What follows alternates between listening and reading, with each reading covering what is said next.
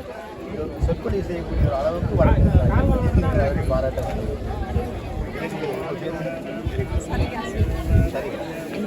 நல்ல விடயம். இங்கு பிறந்த பிள்ளைகள், இங்கு பிறந்து இங்கு வளர்ந்த பிள்ளைகள் எமது கலாச்சாரத்துக்குள்ளே வருகின்றார்கள் என்று சொன்னால் நாங்கள் கரகோஷத்தோடு அவர்களை முதற்கண் வரவேற்போம்.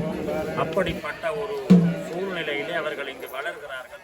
அந்த சூழலுக்குள்ளே வளர்ந்தாலும் சைவ சமயத்துக்குள்ளேயும் தமிழுக்குள்ளேயும் முழுமையாக தங்களை அர்ப்பணித்து அதுவும் ஆன்மீகத்துக்குள்ளே வந்து இப்படி ஒரு நேர்காணலை செய்கிற அளவுக்கு இருக்கக்கூடிய இந்த சகோதரி நான் பல ஆலயங்களிலே பார்த்திருக்கிறேன். தோற்றம் சிவன் ஆலயத்திலே பார்த்திருக்கிறேன். அவர்களுடைய தமிழ் பேச்சுக்களை பார்த்திருக்கிறேன்.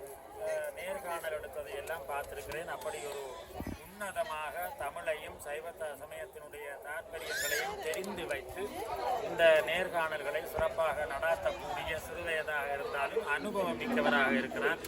என்ன காரணம் என்று கேட்டால் இந்த சகோதரியினுடைய தாயார் மிக ஆன்மீகத்திலே ஒரு ஈடுபாடுடையவர், தமிழிலே ஈடுபாடுடையவர். அந்த வகையில் திருமதி நகுலா அவர்களினுடைய மகளாக இருக்கின்ற காரணத்தினால் இன்னும் இரட்டிப்பாக அவவுக்கு இந்த தமிழும் சமயமும் சார்ந்த அறிவாற்றல் நிரம்ப இருக்கிறது என்று நினைக்கிறேன். அவனுடைய அறிவாற்றலும் சைவ சமயம் மீதும் தமிழ் மீதும் பற்றும் மென்மேலும் அதிகரித்து சைவத்தையும் தமிழையும் நாளைய தூண்களாக கட்டி காக்க வேண்டியவர்கள். எனவே அதற்கும் என்னோட குலப்பூர்வமான வாழ்த்துக்கள். நன்றி ஐயா.